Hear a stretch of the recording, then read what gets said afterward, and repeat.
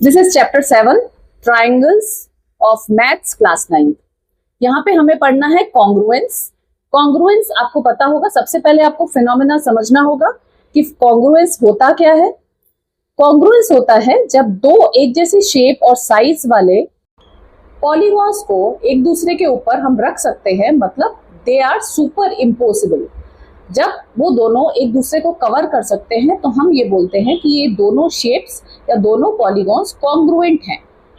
तो हम इस चैप्टर में पढ़ेंगे what is congruence and what is exactly the congruence of triangles, उसके क्या रूल्स होते हैं।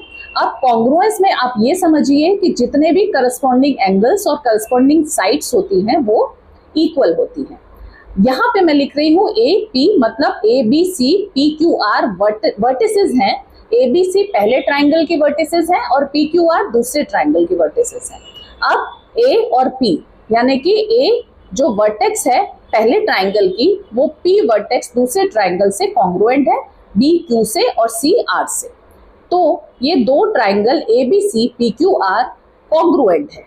दैट मीन्स कि इसकी जो करस्पॉन्डिंग साइड्स है और करस्पॉन्डिंग एंगल्स है वो इक्वल होंगे। जैसा कि मैंने लिखा है कि ए बी सी एंगल और एंगल पी क्यू आर दोनों क्या है, इक्वल है।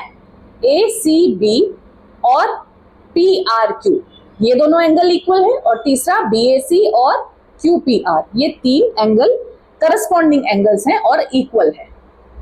ठीक है, आप ए बी और पी क्यू देख लीजिए, दोनों साइड्स हैं। बी सी और क्यू आर देख लीजिए, ये दोनों साइड्स। ए सी और पी आर, ये तीनों साइड्स एक दूसरे के इक्वल है। ठीक है, अब हमें जरूरी नहीं है कि हमें सारी की सारी चीजें इक्वल प्रूफ करनी है, उसके बाद ही हम ये बोल पाएंगे कि ट्राइंगल्स कॉन्ग्रुएंट है। नहीं, हमारे लिए ये क्राइटेरियाज हैं।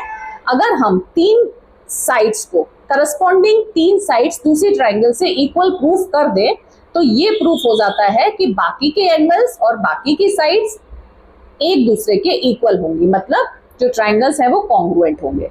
कहने का मतलब है कि ये 5 क्राइटेरियाज है जिससे हम दो ट्राइंगल्स को कॉन्ग्रुएंट प्रूफ कर सकते हैं। सबसे पहले पहला क्राइटेरिया एसएसएस यानी साइड साइड साइड, दूसरा एसएएस यानी साइड एंगल साइड, मतलब दो साइड्स और बीच का एंगल। फिर एएसए दो एंगल्स और बीच की साइड, एएस मतलब दो एंगल्स और उसके बाद की side. RHS right angle triangle में होता है, मतलब राइट एंगल ट्राइंगल का एक एंगल जो कि 90 डिग्री का होता है। हाइपोटेन्यूज जो सबसे बड़ी वाली साइड होती है 90 डिग्री के अपोजिट, और एक साइड। अगर ये तीनों इक्वल है तो आरएचएस क्राइटेरिया से दोनों ट्राइंगल कॉन्ग्रुएंट होंगे। अब आता है CPCT, corresponding parts of congruent triangle, जो मैंने आपको शुरुआत में बताया।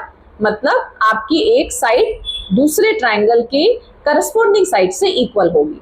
अगर आपके ट्राइंगल्स कॉन्ग्रुएंट प्रूफ हो जाते हैं तो आप सीपीसीटी से बाकी के एंगल्स और बाकी की साइड्स को इक्वल प्रूफ कर सकते हैं। पूरे चैप्टर में बस यही है। Bye bye.